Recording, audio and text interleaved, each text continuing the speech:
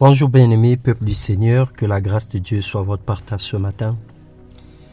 Nous disons des actions de grâce et nous témoignons la reconnaissance à notre Dieu, lui qui est le maître de temps et des circonstances, le rémunérateur de ceux qui le cherchent et la gloire des rachetés. Il est le Père d'amour, il est le Dieu qui nous a aimés le premier, lui qui nous soutient par sa parole puissante, qui nous accompagne dans tous nos défis, dans tous nos combats.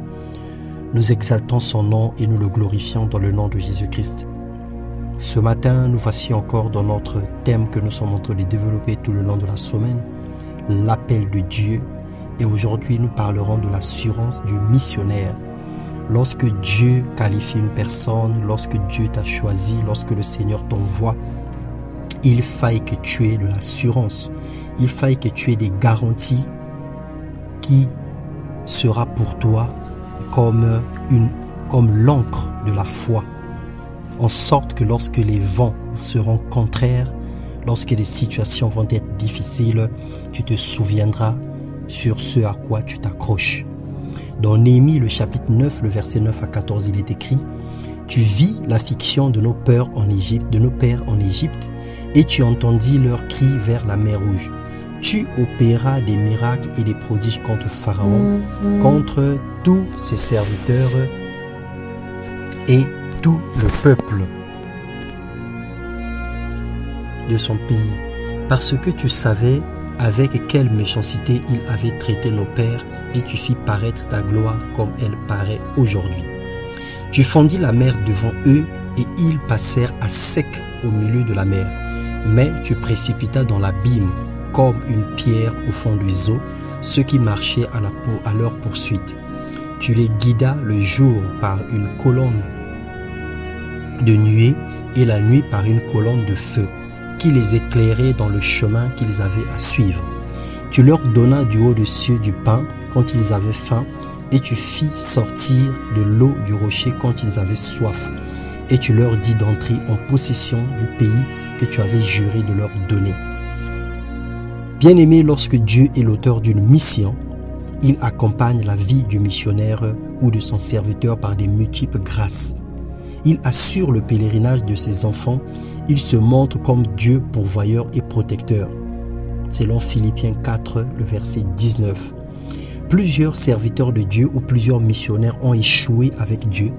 Ils ont chaviré dans leur mission simplement parce qu'ils ont modifié l'ordre de mission, comme Jonas. Jonas ne voulait pas aller à Ninive, il voulait choisir sa destination à lui. Ils sont partis dans la direction opposée, toujours selon Jonas 1, le verset 1 à 3. Ils se sont alliés aux mauvais collaborateurs, Genèse 31, 44 à 45. Ils ont choisi la facilité et les raccourcis, Matthieu 7, 13 à 14. Ils se sont rebellés contre Dieu et ses serviteurs, Josué 1, le verset 18. Mon frère, ma sœur, les voies de Dieu sont impénétrables. Lorsqu'il nous demande d'accomplir une œuvre, de faire quelque chose pour lui, de mener des actions, ce qu'il attend de nous, c'est l'obéissance. Le reste, il prend en charge. Il n'a pas besoin de justifier son choix ou d'expliquer sa décision. Dieu n'a pas besoin de dire aux gens pourquoi il a choisi X ou Y, pourquoi il a préféré Z à X. C'est la volonté de Dieu. Il est le Dieu souverain, il est le Père de gloire. C'est lui qui décide, c'est lui le patron, c'est lui le chef d'orchestre. Il fait ce qui lui plaît, il fait ce qu'il veut. Il nous conduit étape après étape jusqu'à destination. Il est aussi important de savoir qu'en tant que missionnaire, que nous ne devons pas brûler les étapes. La vie chrétienne est une vie de marche d'escalier, un pied par marche, du haut vers le bas, lentement et sûrement, et on y arrive. Le Seigneur est merveilleux, il n'abandonne pas ses serviteurs. Il n'est pas injuste pour travailler, pour oublier l'amour que nous avons pour les saints, les services que nous rendons pour les saints. Il n'est pas injuste pour oublier notre travail. Il n'est pas injuste pour nous oublier sur le champ de bataille. Dieu n'est pas injuste pour nous oublier sur le chemin, sur notre pèlerinage. Le Seigneur nous accompagne. Il accompagnait nos aïeux, il accompagnait nos grands-parents la journée par la colonne de nuée et la nuit par la colonne de feu. Donc, qu'il arrive l'obscurité sur ton chemin, qu'il arrive le jour, le Seigneur mettra toujours un signe qui te conduira vers la destination.